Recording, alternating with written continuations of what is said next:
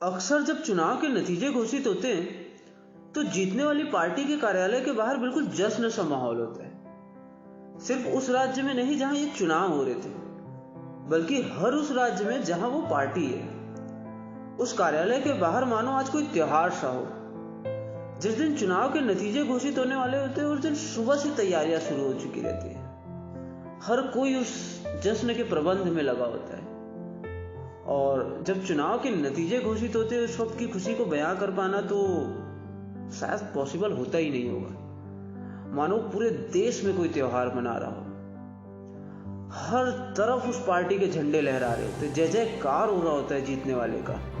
हर तरफ खुशियां होती है, पार्टी की तो छोड़ो, पार्टी के लोगों में, उस पार्टी के कार्यकर्ता में, उस पार्टी के सपोर्टर में बिल्कुल जश्न का माहौल होता है। मानो खुशियां घर की हो, खुद के घर में कोई बात हुई हो। पूरे देश में एकता दिखाई देती है और अगर वो पार्टी आपके पसंद की हो तब तो कहना ही क्या।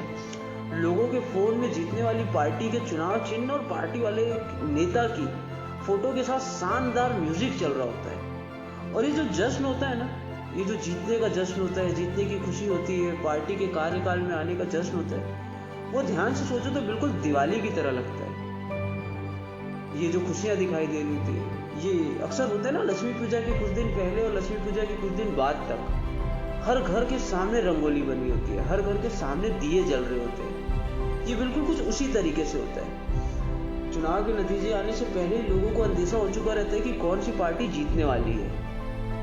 खुशियां दिखाई देती है, एकता दिखाई देती है, इतनी खुशियां कि मानो भगवान उतर के आ गए।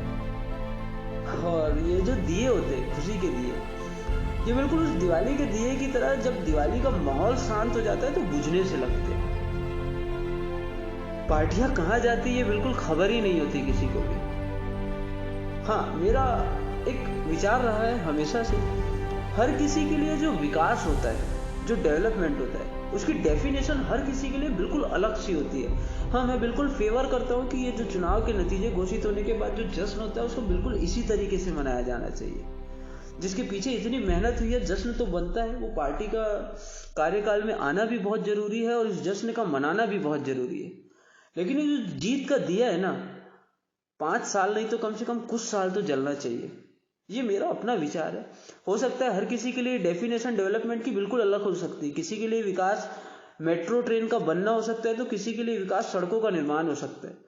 किसी के लिए हो सकता है विकास बड़ी बड़ी हॉस्पिटल्स का बनना हो सकता है तो किसी के लिए विकास एक बड़े एजुकेशन सेक्टर का खुलना हो सकता है मेरे लिए विकास की डेफिनेशन बिल्कुल अलग सी हो।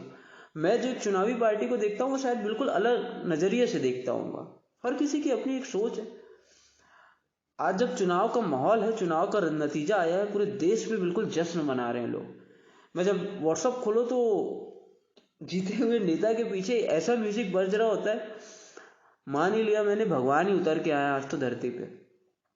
एक सवाल मन में आता है कि जिस दिन से पार्टी ने रजिस्ट्रेशन किया था और चुनावी रैलियां शुरू हुई थी, तो उस चुनाव वाली पार्टी के पॉम्पलेट लगाने वाले इंसान के और जिस गाड़ी में नेता बैठ के जा रहे थे उस गाड़ी को चलाने वाले ड्राइवर के, जिस सभा में पार्टी अपने प्रवक्ता को रखती थी वहां माइक लगाने वाले के, उस सभा में दरी बिछाने वाले के, हर उस व्यक्ति के जो उम्मीद से उनको वोट देता है, हर एक छोटा से छोटा इंसान जो उस चुनाव में लगा हुआ था, उनका विकास कैसे होता है।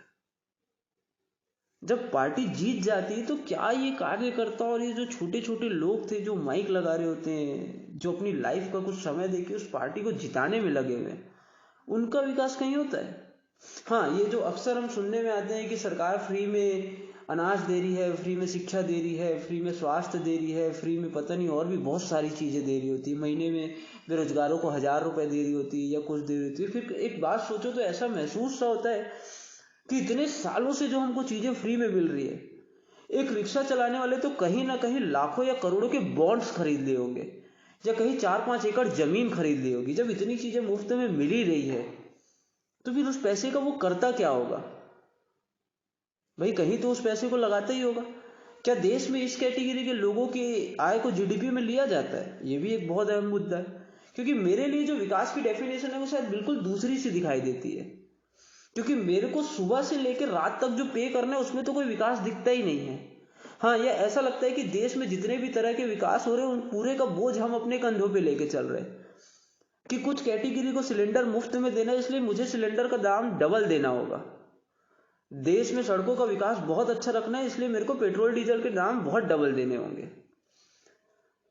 व्यवस्थाएं बहुत अच्छी हो सके इसलिए हर चीजों के टैक्स बढ़ा दिए गए, इलेक्ट्रॉनिक्स हो, कपड़ा हो, कोई भी चीज लो आप टैक्स बढ़ा दिए गए क्योंकि देश का विकास करना है। इस 140 करोड़ की आबादी में मैं अगर खुद को गिनूं तो मेरा परसेंट तो शायद पता नहीं, कई बार जीरो लगेंगे दशमलव के बाद, उसके बाद भी शायद कहीं दिखूंगा या नहीं पता नहीं।